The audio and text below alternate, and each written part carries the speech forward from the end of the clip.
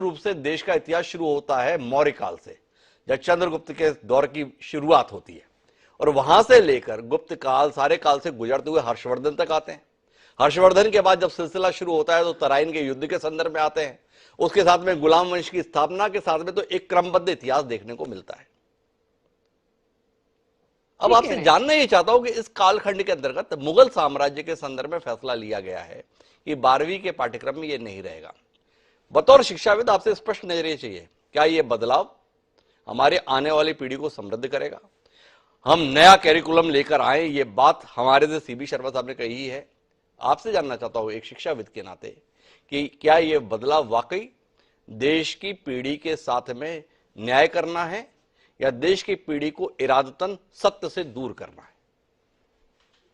देखिए, दोनों ही बातों में एक बिल्कुल नहीं कह सकते कि इरादतन दूर किया जा रहा है या आप कहेंगे कि सत्य नहीं बताया जा रहा है। ऐसा नहीं है। एक्चुअली हम मुगल का पूरा पीरियड मुगल पीरियड हटा नहीं सकते इतिहास से, और ये भी नहीं है कि एनसीईआरटी ने पूरा पीरियड हटा दिया है। ऐसा भी नहीं है। उस चीज को भी हमें रिप्रेजेंट नहीं करना चाहिए कि हमने पूरा पीरियड हटा दिया है, ऐसा नहीं है। कुछ पोर्शन उन्होंने हटाए हैं और वो पोर्शन अभी डिटेल में आ जाए तो ये देखना पड़ेगा कि उन्होंने क्या क्या पोर्शन हटाए हैं। पूरा इतिहास में मुगल इतिहास नहीं हटा रहे हैं वो, पहली चीज। दूसरी बात यह है कि हमें जो अदर साइड है वो भी हमें दिखानी पड़ेगी, ये भी हुआ इतिहास में। तो मेरा आपसे एक सवाल अनुभा जी, आप तो इतिहासकार हैं, क्या इस देश को वस्तुतः सही मुगल कालीन इतिहास पढ़ाया गया है या अपनी सुविधा के साथ मुगल कालीन इतिहास को परिभाषित किया गया है? ये जताने की कोशिश की गई देश को कि गंगा जमनी तहजीब, हिंदू मुस्लिम एकता के प्रतीक मुगल साम्राज्य, क्या यह सत्य है या वस्तुतः सत्य यह है आक्रांता के तौर पर आए, देश पे कब्जा करके बैठ गए और नई पीढ़ी के संदर्भ में यह वातावरण बनाने की कोशिश की हमारे हुक्मरानों ने कि अगर हमने ये पढ़ा दिया कि देखो ये हम पे कब्जा करके बैठ गए तो कहीं आने वाली पीढ़ियों में दुश्मनी न रहे, इसलिए इतिहास के भावना को बदल दिया और बताने की चेष्टा की, देखो कैसा भाईचारा था, कैसी मिलनसारिता थी, कैसा एक दूसरे से गले मिलते थे। अकबर महान थे, कोई हिंदू राजा छोड़ा नहीं जिसकी बेटी को उन्होंने ब्याया नहीं, लेकिन हम ढूंढते रह गए भाई इतने ही महान थे, इतने ही उदार थे, वो कौन कौन से राजपूत राजा थे जिनसे मुगल बादशाहों ने अपनी लड़कियों की शादी कर दी थी?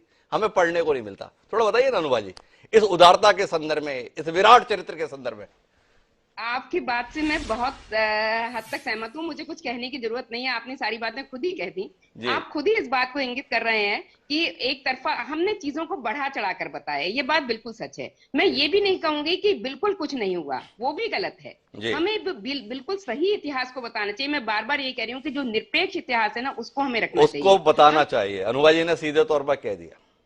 मेरे पास में रामविलास शर्मा जी, लेकिन उससे पहले मुझे लगता है कि थोड़ा शैलेश नितिन त्रिवेदी जी से बात करनी चाहिए।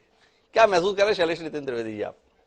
आपके पापों का प्रक्षालन हो रहा है। इस देश में लंबे समय तक आपका शासन रहा, आजादी के बाद आपको ही हुकूमत मिली, देश के शिक्षा मंत्री एक से एक आपने ही दिए, और उन्होंने जो पाठ्यक्रम दिया उसको लेकर वर्तमान में जिसकी हुकूमत है उन्हें बड़ी शिकायत रही। आपने सब कुछ अपनी सुविधा से किया, सत्य को ढांकने का काम किया, सत्य से पीढ़ियों को दूर रखने का काम किया। अब भूल सुधार का दौर चल रहा है। अब भूल सुधार के तहत क्रांतिकारी कदम उठाए जा रहे हैं। क्या कहते हैं आप? घबरा रहे हैं, निराश हो रहे हैं, डर रहे हैं, क्या कर रहे हैं शैलेश जी? जिस क्रांति की बात कर रहे हैं, जब आजादी की लड़ाई चल रही थी जी, तब यह क्रांति करने से इनको किसने रोका था? जी, किसने रोका था इनको?